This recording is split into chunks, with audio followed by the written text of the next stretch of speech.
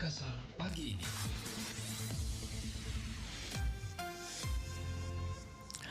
Assalamualaikum warahmatullahi wabarakatuh dan selamat pagi pendengar Pro 1 RRI Makassar. Senang sekali pagi hari ini kami menjumpai Anda dalam dialog interaktif Makassar pagi ini. Dan untuk pagi hari ini kita membahas topik 91 tahun penyiaran nasional. Seperti yang kita ketahui bahwa setiap tanggal 1 April setiap tahunnya dirayakan sebagai Hari Penyiaran Nasional atau Harsiarnas.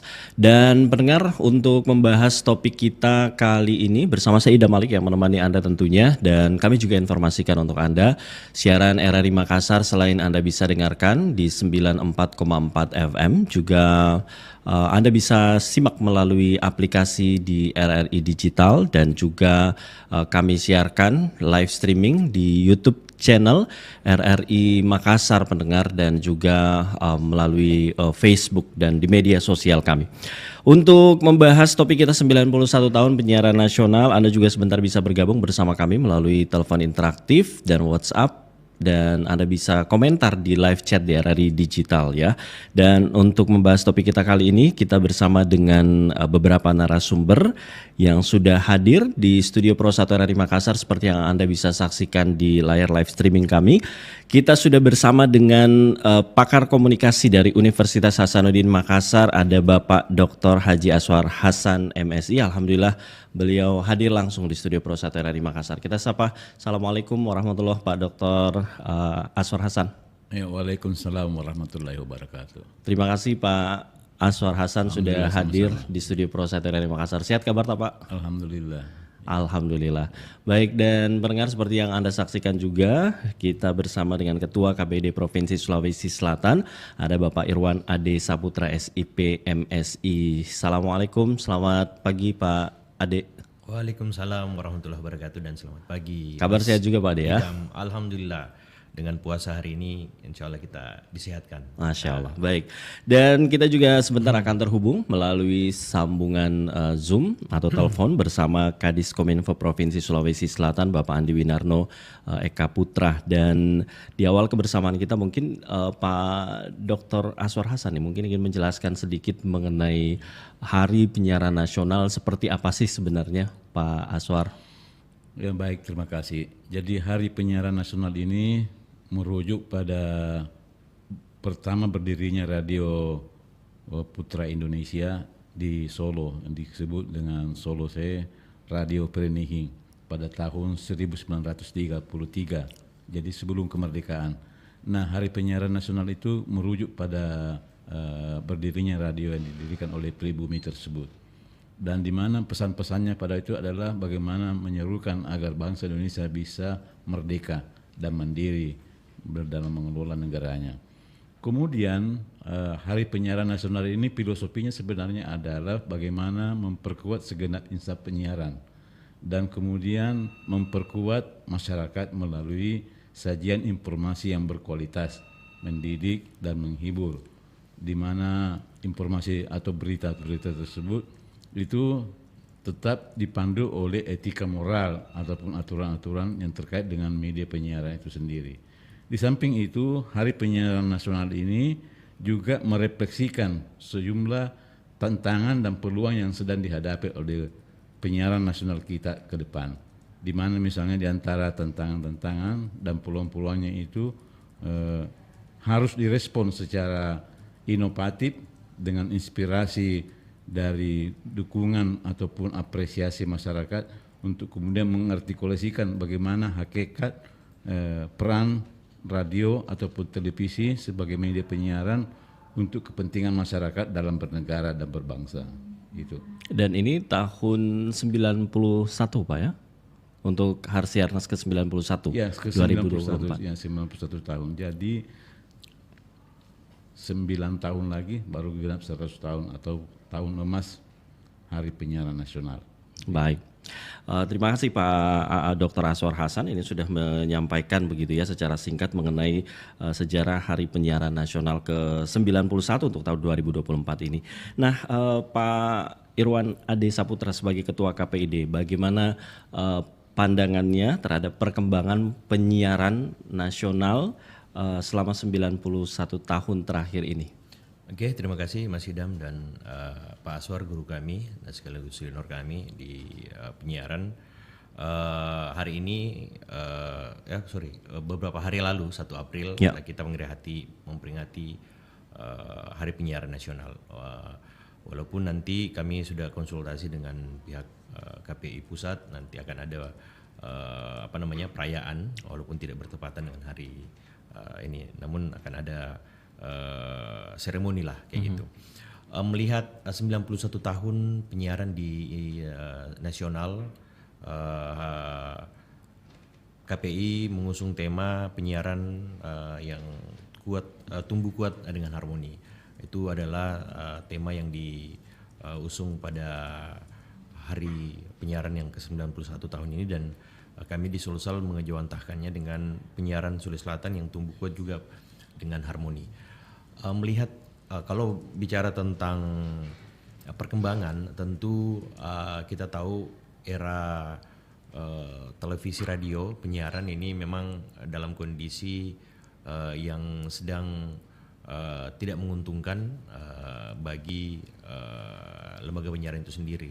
Walaupun ya kita tahu dengan hadirnya pesaing-pesaing dalam tanda kutip multi-platform atau media baru yang kemudian hampir sama menyajikan konten-konten baik berita, hiburan, edukasi dan lain-lain yang disiarkan oleh lembaga penyiaran. Ini menjadi tantangan tersendiri karena kita tahu di era digitalisasi hari ini apa yang semua itu bisa kita dapat dalam bentuk media-media terbaru tersebut. Nah, jadi tantangannya ya tentu kami di Sulawesi Selatan bagaimana kemudian menjaga eksistensi teman-teman lembaga penyiaran baik lokal maupun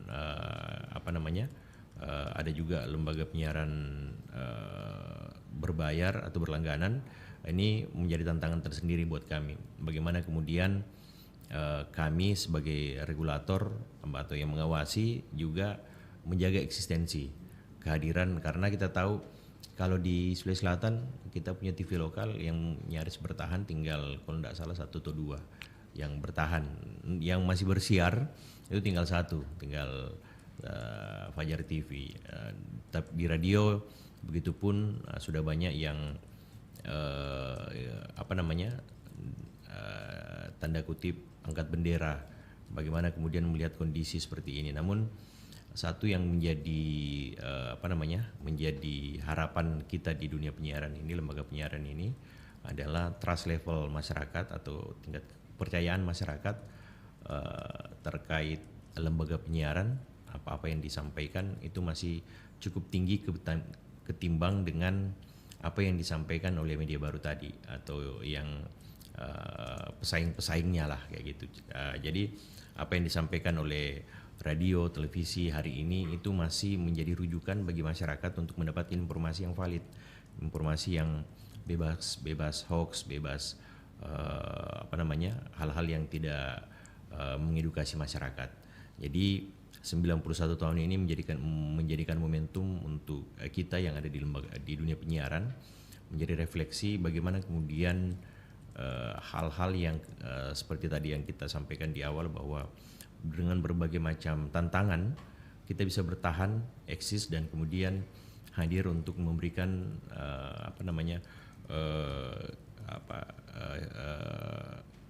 hiburan, edukasi, berita yang tetap masyarakat bisa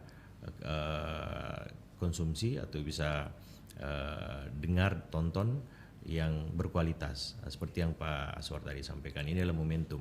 Dengan tantangan yang begitu besar, kita harus berdiri tegak, menyatakan ke masyarakat bahwa kita masih ada di sini, dan ayo kita kembali dengar radio dan nonton TV kayak gitu. Baik.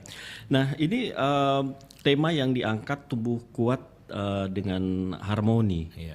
Alasan pemilihan tema ini apa untuk Hari tahun ini? Ada beberapa poin, ada beberapa hal yang kemudian menjadikan tema itu hadir, karena dengan berbagai macam dengan digitalisasi penyiaran ini tumbuh dengan banyaknya lembaga penyiaran yang tumbuh terkhusus di televisi dengan hadirnya kebijakan digitalisasi penyiaran. Ada banyak lembaga penyiaran yang hadir memberikan pilihan-pilihan kepada masyarakat, alternatif, sehingga bagaimana kemudian kita mengharmonisasi semua sumber daya, semua stakeholder yang ada di dunia penyiaran untuk menjadi kuat, menjadi seperti yang saya sampaikan tadi, bersatu padu dengan harmoni untuk kemudian memberikan yang terbaik kepada masyarakat, supaya masyarakat punya alternatif selain apa yang disampaikan oleh media-media baru tadi. Ya, karena kan tantangannya kita di situ. Masyarakat hari ini, apalagi generasi kita, lebih cenderung ingin mendapatkan berita yang cepat, yang instan, yang mungkin menggunakan berita-berita atau informasi yang short, yang pendek-pendek itu, TikTok dan sebagainya. Dan ketika kita tidak berkolaborasi, tidak terharmonisasi, bisa jadi memang ke depan lembaga penyiaran ini akan semakin terpuruk. Dengan itu ya, harmoni untuk menjadi lebih kuat itu sangat penting dalam konteks kekinian dunia penyiaran. Ya. Pak Irwan, ini kalau tadi menyebut kondisi penyiaran di Sulawesi Selatan begitu, tapi menyebut kondisi tinggal beberapa TV lokal saja, hanya satu yang beroperasi, kemudian radio juga dalam tanda kutip yang angkat bendera begitu. Ya, ini seperti apa? Eksis ini tinggal RRI yang walaupun masih banyak juga yang ini, karena memang ya itu tadi, kalau kan kita bicara tentang lembaga penyiaran, kita bicara tentang industri ya tentu ada sesuatu yang ingin teman-teman beroperasi mendapatkan sesuatu, sedangkan dalam tanda ini apa yang kemudian bisa didapatkan oleh lembaga penyiaran itu semakin yang dibagi ini semakin sedikit kayak gitu. Dan ya kita tahu bicara tentang itu ya butuh operasional, butuh apa dan sebagainya, dan itu yang selalu ketika kami beberapa kali mengundang, mengevaluasi teman-teman yang kok nggak bersiar ya Pak, kayak gimana kita mau bersiar kayak gini ya, sumber daya kita sudah ini, bayar listrik aja susah, iklan yang masuk tidak bisa tidak balance dengan pengeluaran dan sebagainya.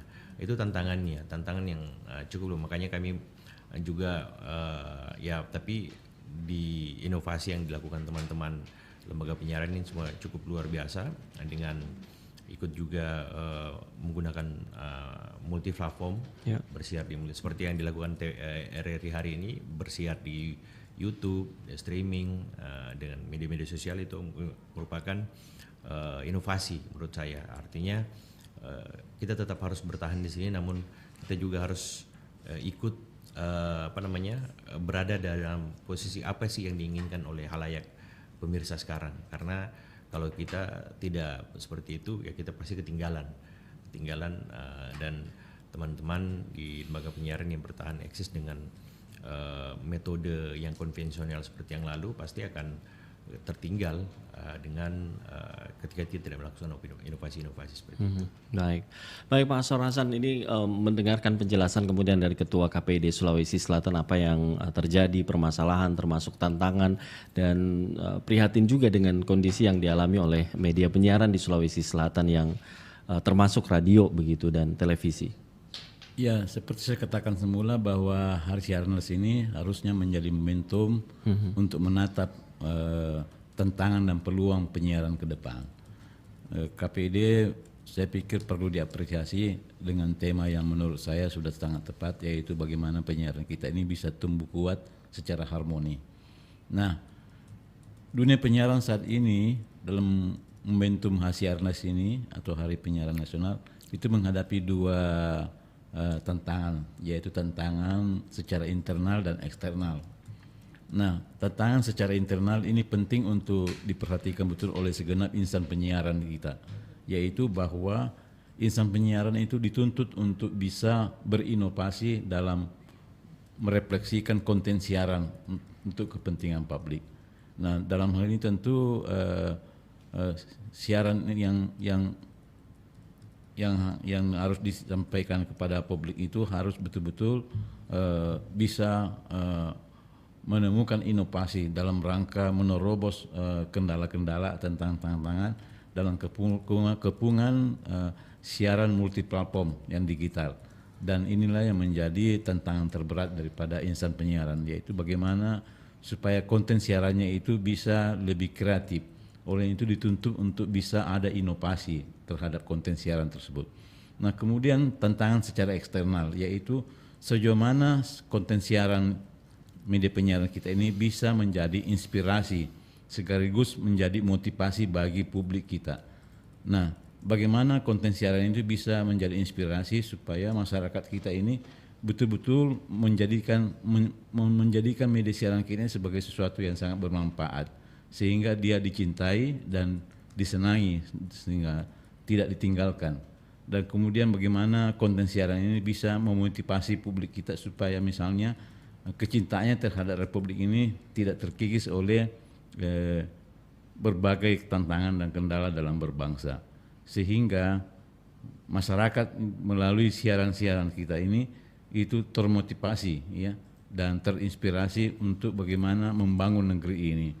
Nah, tantangan daripada media siaran itu juga adalah bagaimana bisa eksis di tengah keragaman dan konspirasi ataupun kritik-kritik yang banyak berseliweran di dunia penyiaran, khususnya dalam konten media digital atau media sosial. Nah, bagaimana RRI misalnya bisa tampil sebagai penyejuk ataupun melakukan netralisasi ataupun justifikasi terhadap hal yang benar dan kemudian meluruskan informasi-informasi yang dianggap bisa merusak stabilitas atau harmoni dalam berbangsa. Itulah tantangan-tantangan secara internal dan eksternal yang harus betul-betul bisa dihadapi oleh insan penyiaran kita, sehingga ke depan penyiaran ini bisa lebih eksis dan kemudian makin diakui keberadaannya dan peranannya lebih berarti lagi bagi kehidupan kita berbangsa dalam bernegara. Demikian. Baik. Nah, kalau dari KPID Sulawesi Selatan sendiri dengan permasalahan tantangan yang ada, apa solusi yang disampaikan atau ditawarkan?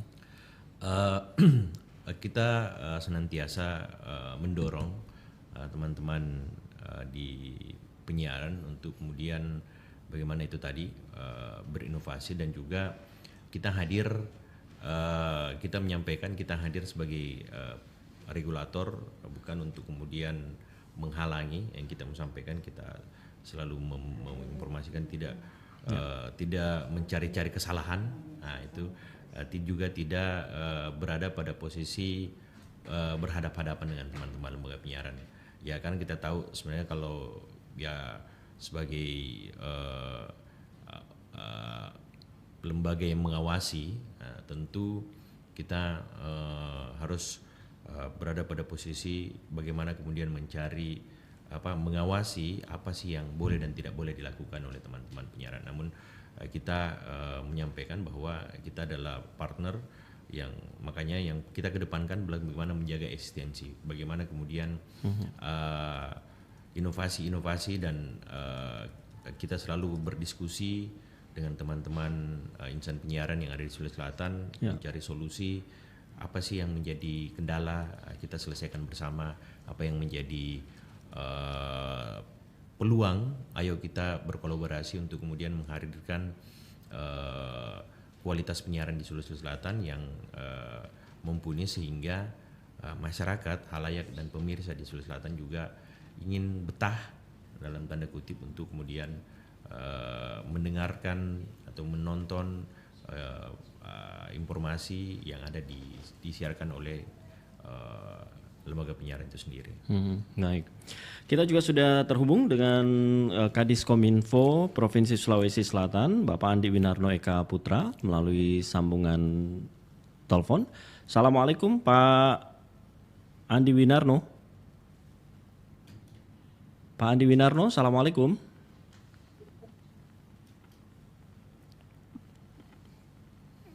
Assalamualaikum Pak Andi Winarno. Waalaikumsalam. Waalaikumsalam warahmatullahi wabarakatuh. Baik, terima kasih sudah bersama kami di RRI Makassar dan di studio kami bersama dengan Ketua KPID Provinsi Sulawesi Selatan dan pakar komunikasi Universitas Hasanuddin Bapak Dr. Aswar Hasan. Iya Mas, oke. Siap. Baik, Pak Winarno, ini mungkin di hari penyiaran nasional Harsiarnas ke-91, apa yang ingin disampaikan termasuk bagaimana melihat kontribusi penyiaran terhadap pembangunan di Sulawesi Selatan khususnya? Iya, makasih Mas. Bismillahirrahmanirrahim. Assalamualaikum warahmatullahi wabarakatuh. Waalaikumsalam. Tentunya yang pertama-tama mungkin kami menyapa dulu seluruh pendengar RRI dimanapun berada. Kemudian yang kedua, tentunya yang kami hormati Dr. Aswar Hasan, pakar komunikasi Universitas Hasanuddin. Kemudian rekan kami Ketua KPID Pak Ade. Siap, Pak Kadis. Terima kasih atas ini satu kehormatan bagi kami dilibatkan dalam kegiatan ini. Tentunya kami mewakili pemerintah Provinsi Sulawesi Selatan melihat di hari penyiaran hari ini, kami tentunya berharap banyak dan melihat ini merupakan momen yang strategis sekali. Karena sebagaimana yang kita ketahui, berbagi kesempatan Bapak Penjabat Gubernur, Bapak Dr. Bakhtiar Baharudin sering mengatakan bahwasanya semua apapun yang kita lakukan di pemerintahan ini tidak akan sampai ke masyarakat kalau tidak terpublikasi. Dan tentunya teman-teman RRI, teman-teman media merupakan hal yang sangat strategis untuk menyampaikan sebagai dorong kami di pemerintah provinsi untuk menyampaikan semua apa yang pemerintah telah lakukan.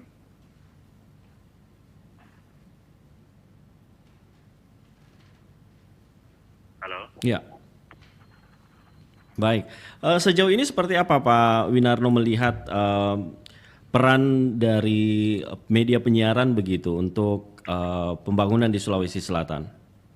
Iya, saya melihat peran daripada penyiaran ini sangat strategis sekali Mas, karena tentunya dengan adanya teman-teman media, teman-teman penyiaran dimanapun berada, itu merupakan suatu hal yang sangat strategis bagi pemerintah provinsi, begitu dengan teman-teman pemerintah kabupaten kota yang ada di Sulsel.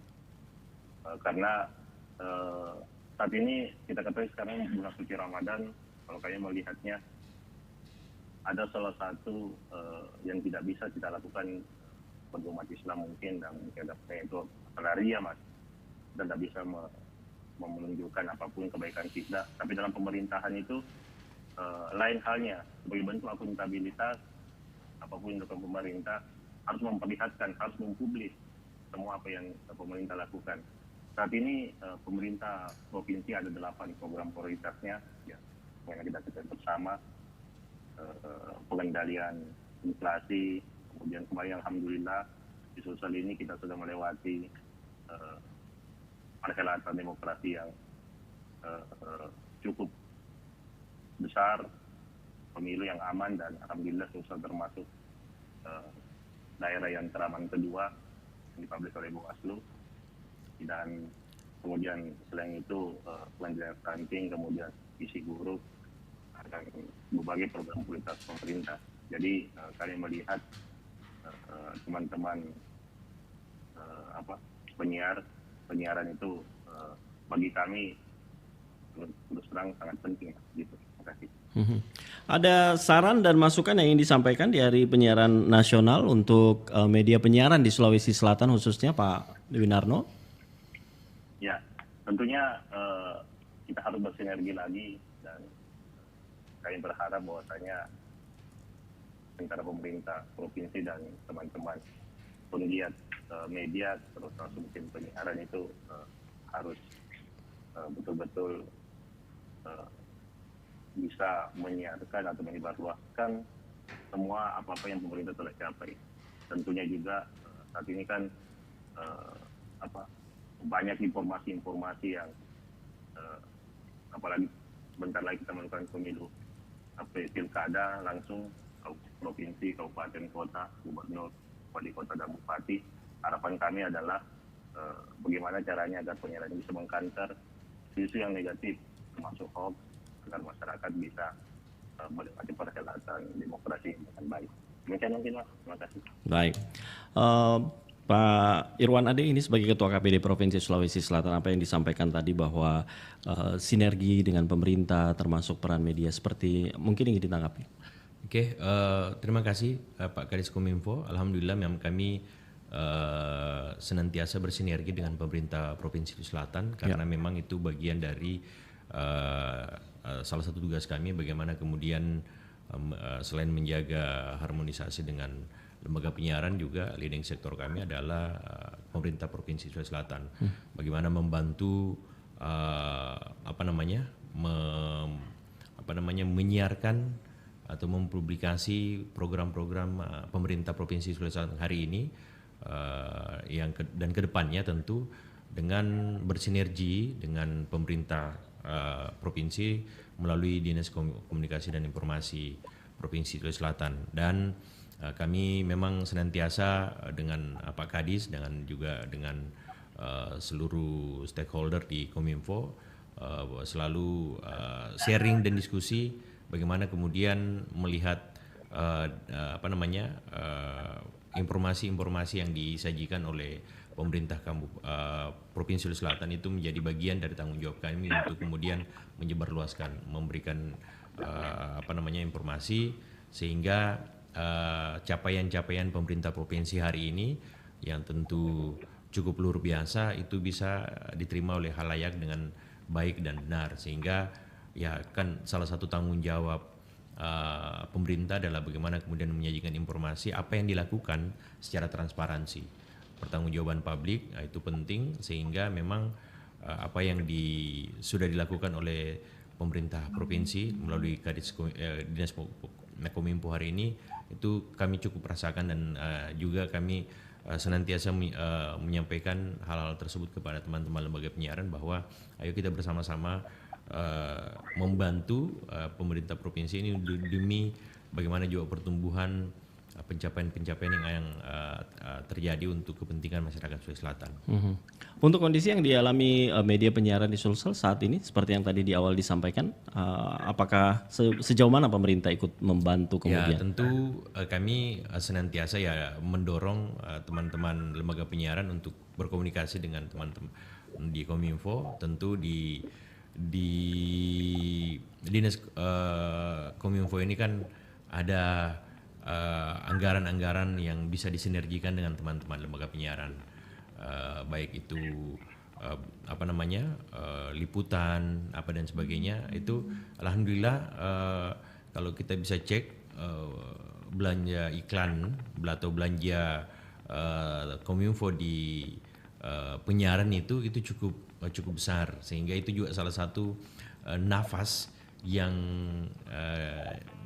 baik buat teman-teman lembaga penyiaran yang kami sebenarnya bukan hanya di provinsi, juga di kabupaten kota di seluruh Sulawesi Selatan itu juga kami dorong teman-teman untuk berkomunikasi dan kami juga berkomunikasi dengan kepala daerah, Kominfo untuk kemudian senantiasa bersinergi untuk apa yang ingin disampaikan ke publik melalui lembaga penyiaran. Baik, gitu. Baik.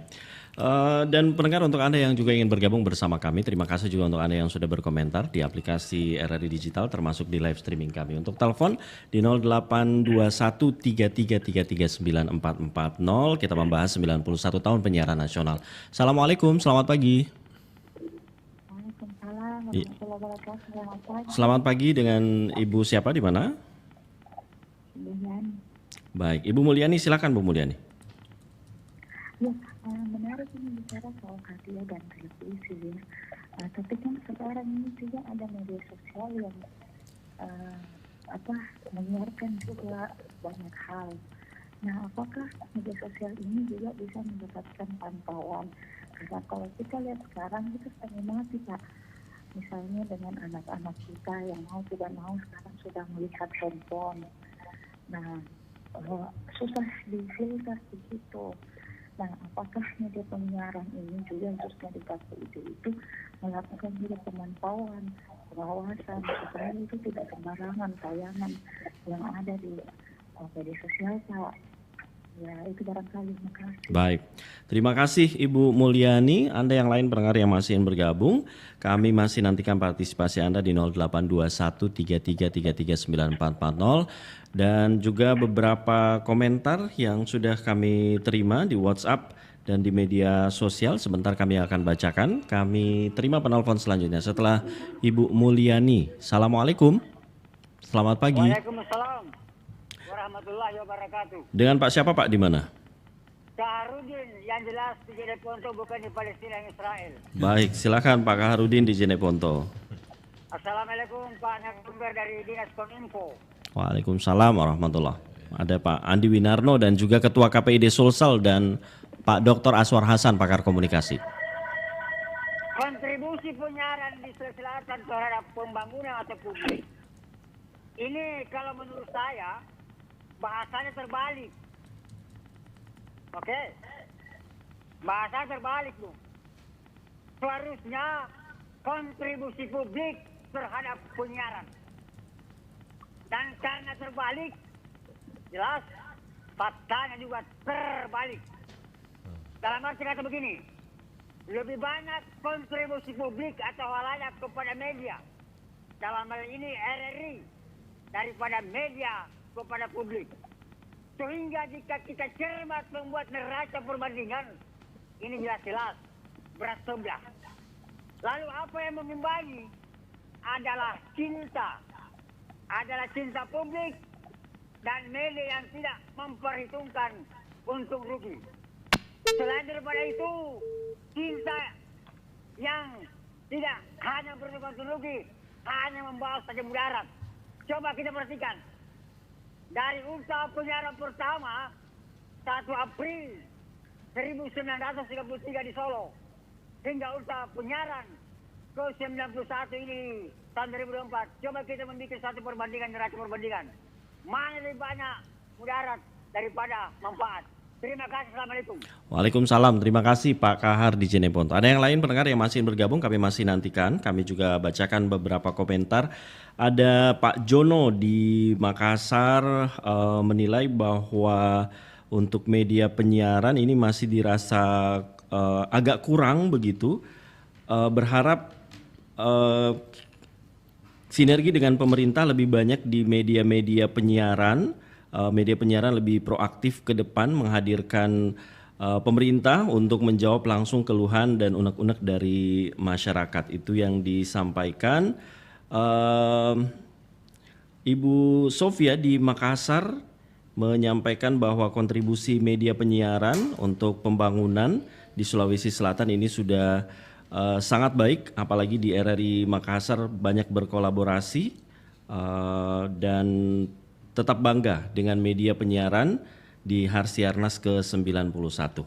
Baik, Pak Dr. Aswar Hasan mungkin ingin menanggapi satu persatu dari pendengar kita yang juga bergabung. Tadi ini ada beberapa yang disampaikan. Silakan Pak. Ya, jadi media penyiaran kita ini adalah lembaga strategis dalam rangka merawat dan menumbuhkan dinamika pembangunan kita. Dalam konteks Harsiarnas ini, seperti saya katakan semula, lembaga penyiaran itu harus berbenah diri supaya bisa berkontribusi positif terhadap dinamika masyarakat kita dalam rangka bagaimana membangun negeri ini. Olehnya itu ada 3 poin yang harus menjadi momentum evaluasi sekaligus antisipasi. Jadi Harsiarnas ini harus mengingat 2 poin ini, yaitu bagaimana lembaga penyiaran kita bisa melakukan evaluasi sekaligus antisipasi. Nah, untuk poin evaluasi itu paling tidak ada 3 hal yang harus dilakukan oleh lembaga penyiaran, sekaligus menjawab beberapa pertanyaan secara umum ya.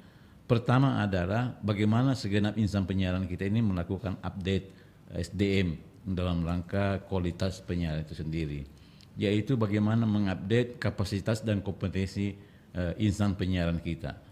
Karena di era sekarang ini kompetisi itu sudah menjadi hal yang mutlak, sehingga kualitas dalam bentuk kapasitas dan kompetensi itu harus betul-betul bisa lebih ditingkatkan lagi.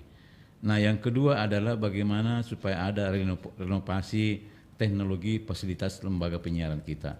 Karena di era digital sekarang ini dengan multiplatform itu komponen teknologi itu begitu sangat memegang peran penting karena sangat mempengaruhi output daripada lembaga penyiaran itu sendiri.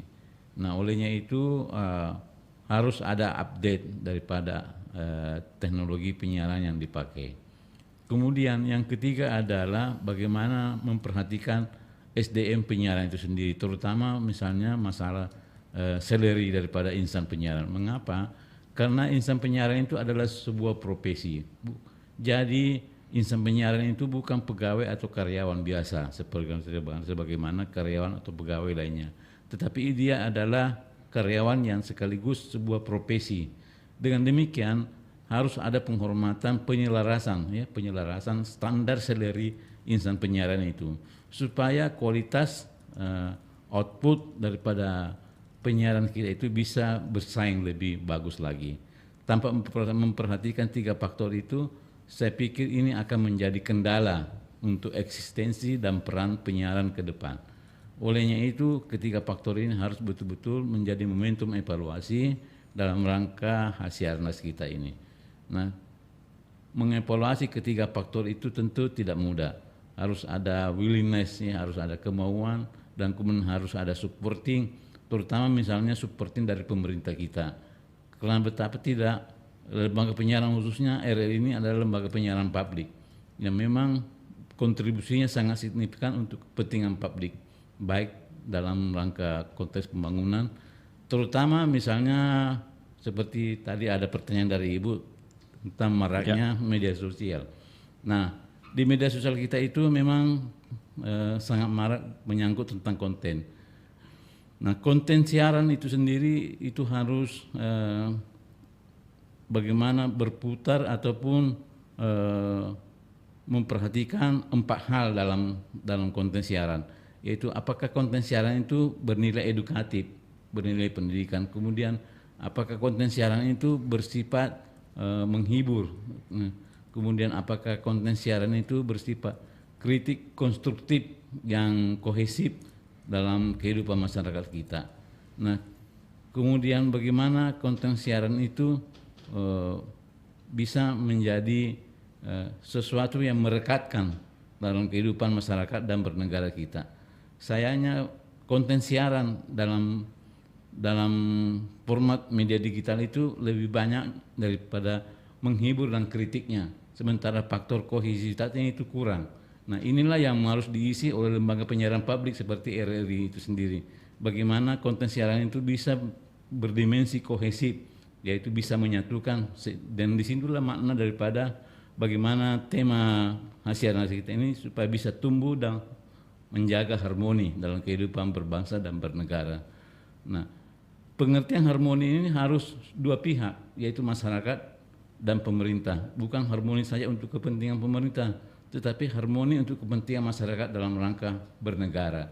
Jadi harus ada keselarasan, keseimbangan. Nah, disinilah pentingnya peranan lembaga penyiaran publik itu yang berada di 2 titik ini, antara kepentingan pemerintah dan kepentingan masyarakat dalam rangka bernegara, di mana komitmen utama daripada lembaga penyiaran publik itu adalah untuk kepentingan negara dan harus disupporting atau difasilitasi oleh pemerintah sebagai penyelenggara negara demi kepentingan atau kebutuhan hak-hak yang banyak diabaikan oleh pemerintah kita,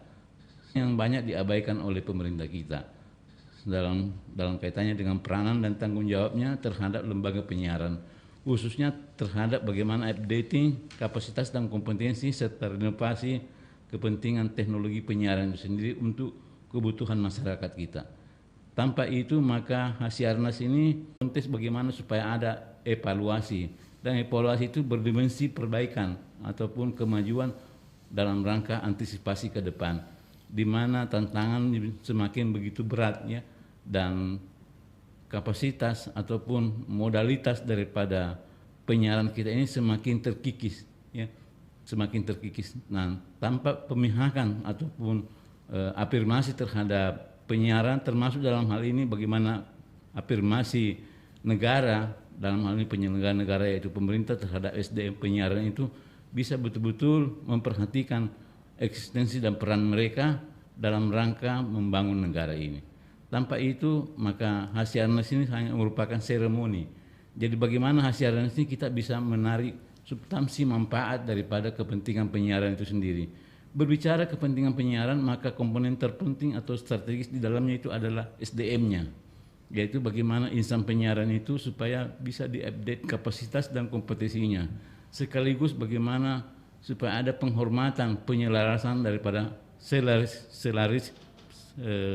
selari daripada insan penyiaran sebagai profesi. Karena insan penyiaran itu bukan pegawai ataupun karyawan biasa. Dia adalah sebuah profesi yang dibangun secara berkesinambungan dan secara serius dan secara bersungguh-sungguh. Tanpa itu maka sulit seorang itu bisa menjadi profesional.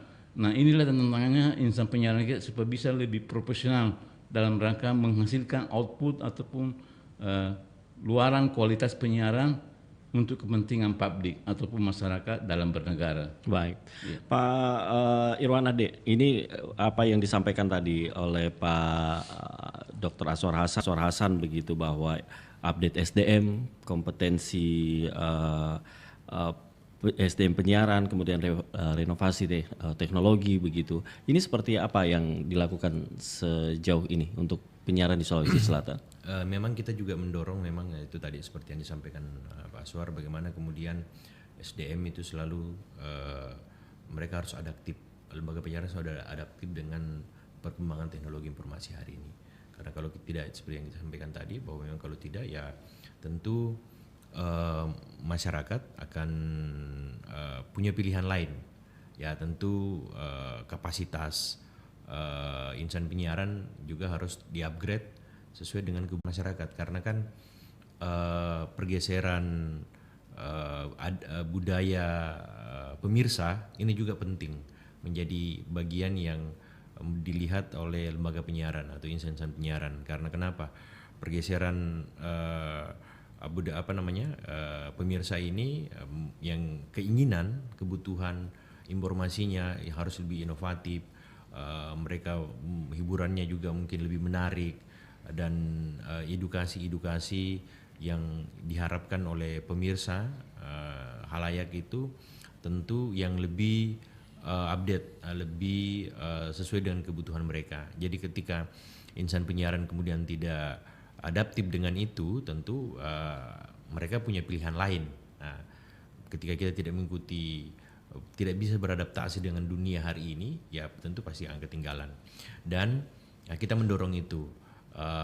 Walaupun sebenarnya regulasi di penyiaran ini ya kita insya Allah kita menunggu ada revisi, ada perubahan-perubahan yang juga ikut dalam konteks kekinian, baik itu P3SPS maupun undang-undang penyiaran yang relevansinya mungkin sudah butuh penyegaran. Nah, kita harus juga ikut di situ, ya kita menunggu angin segar di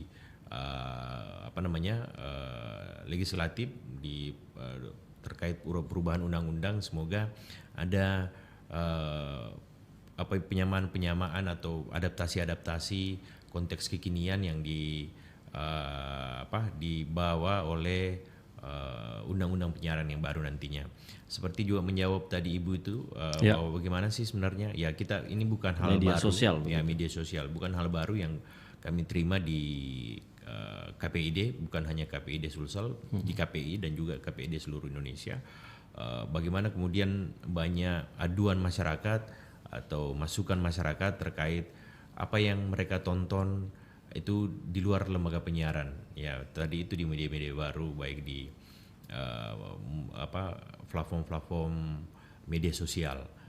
Kita tidak bisa salahkan masyarakat karena mereka butuh butuh kepastian bahwa apa yang kemudian disiarkan oleh media-media ini itu aman untuk dikonsumsi, aman untuk ditonton, terlebih untuk anak-anak.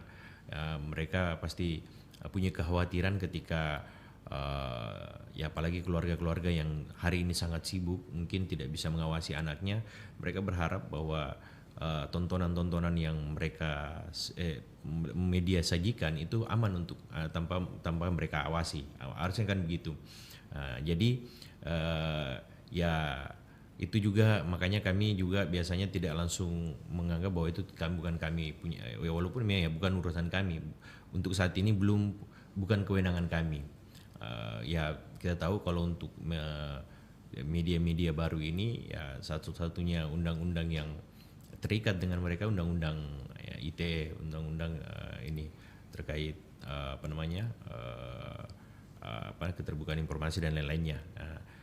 Ya kita berharap ke depan apakah kewenangan itu ada di KPID atau ada lembaga baru yang kemudian hadir untuk itu, karena memang ya seberapa kuat kita menahan arus kebocoran dalam tanda kutip informasi-informasi yang tidak bertanggung jawab itu di media penyiaran, di lembaga penyiaran, radio, televisi dan lain-lain. Ketika yang tumpah luar biasa itu ada di media-media baru ini. Ya kita berusaha untuk kemudian bagaimana menjaga kualitas penyiaran, namun konsumsi masyarakat terhadap informasi, edukasi dan hiburan ini itu ada pilihan lain, ada alternatif selain media penyiaran. Ada media baru dan di sana aksesnya lebih mudah dan sebagainya.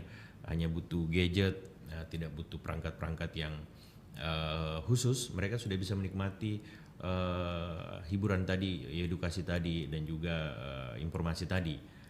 Nah pilihan itu ini tantangan luar biasa buat kita bernegara, bukan hanya tantangan buat KPI, KPID atau Dinas Kominfo. Ini tantangan bernegara kita karena kita bisa bayangkan kalau beberapa saat ke depan ini belum pasti siapa yang kemudian mengawasi konten-konten itu yang berseliweran di media sosial.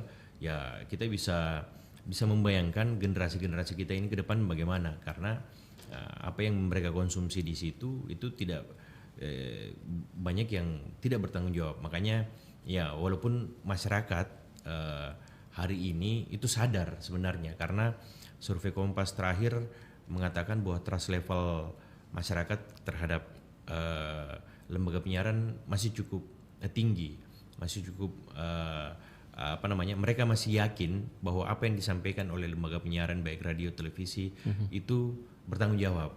Sedangkan apa yang disampaikan oleh media sosial ini ya walaupun tidak semuanya, ada yang tidak bertanggung jawab. Mereka paham soal itu, makanya kalau mereka mencari informasi yang valid, walaupun sudah melihat dan menonton di media sosial, mengkonfirmasi itu mereka mencari perbandingan, apakah ini betul. Setelah mereka lihat bahwa informasi ini ada juga diinformasikan oleh teman-teman di penyiaran, mereka baru yakin ini berita betul. Kayak gitu, mengkonfirmasi. Makanya sebenarnya masih ada peluang kita dengan kesadaran masyarakat itu tadi. Pak Dr. Hasan ini menanggapi media baru tadi, ada Ibu Mulyani tadi menanggapi, termasuk juga tadi harapan dari Kadis Kominfo memasuki pilkada nanti belajar dari yang lalu, begitu, apa yang disampaikan? Ya, tren siaran di media baru kita ini itu ada dua, dan dua ini cenderung menjadi permasalahan dalam kehidupan kita berbangsa. Ya. Di mana informasi ataupun siaran itu kan paling tidak meliputi 4 aspek. Informasi itu harus edukatif, kemudian bersifat informatif dan kritik, serta harus bersifat kohesif dalam kehidupan sosial. Nah, sementara informasi ataupun siaran-siaran di media sosial kita ini itu didominasi oleh kecenderungan dua hal, yaitu pertama, kalau dia menghibur itu model hiburannya itu lepas kendali dalam bingkai etika sosial, sehingga memang menghibur tetapi efek sosialnya itu bisa melangkahi etika moral. Nah, itu suatu permasalahan. Kenapa? Karena tidak dibingkai oleh sebuah perangkat aturan. Misalnya di KPI itu ada aturan namanya P3 SPS, Pedoman Perilaku Standar Persiaran. Nah, itu tidak boleh melanggar itu, di mana RRI misalnya ataupun lembaga penyiaran yang resmi itu diatur oleh itu, sehingga tidak boleh menyajikan informasi kalau toh bersifat hiburan itu informasinya yang melanggar etika moral, itu akan disemprit oleh KPI ataupun KPID. Kemudian kritik tak terkendali, itu yang kedua. Itulah yang mewarnai media sosial kita. Kalau ada kritik-kritik itu tidak terkendali. Nah, dan terkadang melewati batas-batas norma-norma ataupun etika sosial kita. Mengapa itu terjadi? Karena ya mungkin karena media yang selama ini diakui ataupun sebagai media yang resmi itu lalai atau abai menyampaikan sebuah kritik yang bersifat konstruktif terhadap kehidupan masyarakat kita, yang mana kritik itu sebagai sebuah refleksi atas permasalahan masyarakat. Nah, itu diambil alih oleh media sosial. Sayangnya manifestasi kritiknya itu tidak terkendali, yang melanggar norma-norma etika sosial. Nah, inilah yang harus diseimbangkan oleh media penyiaran kita. Itu bagaimana mengartikulasikan kritik dan menyajikan informasi yang bersifat hiburan itu dalam dimensi yang bersifat edukatif dan informatif. Nah, inilah yang saya maksud sebagai tantangan untuk update kompetensi dan kapasitas insan penyiaran kita. Baik. Sehingga siaran itu bisa betul-betul menjadi inspirasi sekaligus motivasi dan menjadi kohesif sosial, yaitu pemersatu. Nah, itulah peran strategis lembaga penyiaran itu sendiri yang mana kita peringati setiap tahun. Baik, karena kita dibatasi oleh waktu juga, mungkin di akhir ada harapan dari Ketua KPD Sulsel terhadap masa depan penyiaran di Sulawesi Selatan. Silakan Pak. Oke, terima kasih. Tentu kami di KPID berharap ke depan semua perangkat atau semua sumber daya yang terkait penyiaran ini semakin baik. Iklim berdinamikanya di dunia penyiaran semakin sehat, dan kita berharap juga ke depan tantangan dan peluang ini semakin tantangannya kita bisa hadapi dan memaksimalkan peluang-peluang apa yang kemudian kita bisa lihat di masa depan terkait penyiaran. Dan momentum 91 tahun penyiaran nasional merupakan spirit baru untuk kita melangkah lebih baik ke depan. Terima kasih. Pak Dr. Aswar Hasan, ini bagaimana melihat perkembangan penyiaran nasional di masa depan khususnya di Sulawesi Selatan?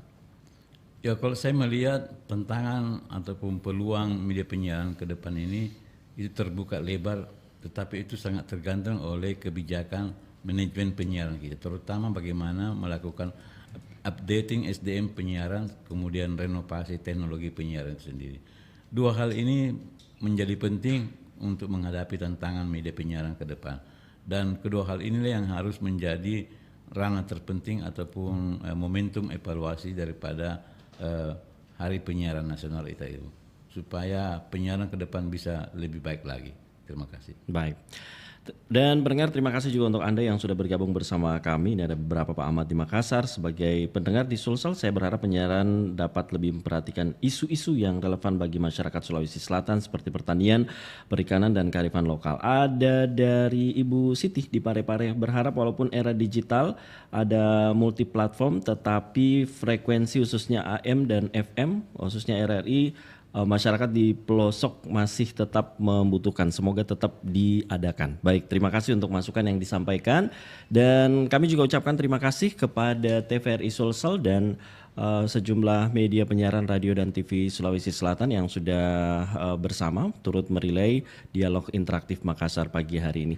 Terima kasih banyak pakar komunikasi Unhas Makassar, Bapak Dr. Haji Aswar Hasan MSI. Terima kasih Pak Dr. Aswar Hasan, sehat selalu. Amin. Kemudian juga Ketua KPD Provinsi Sulawesi Selatan Bapak Irwan Adi Saputra SIP MSI. Terima kasih Pak Irwan. Dan juga Kadiskominfo Provinsi Sulawesi Selatan Bapak Andi Winarno Eka Putra. Kami mohon maaf tadi terputus sambungan telepon kita. Dan pendengar, terima kasih juga untuk Anda yang sudah bersama kami di Dialog Interaktif Makassar pagi hari ini. Saya Damalik undur diri. Assalamualaikum warahmatullahi wabarakatuh. Waalaikumsalam warahmatullahi wabarakatuh. Alhamdulillah.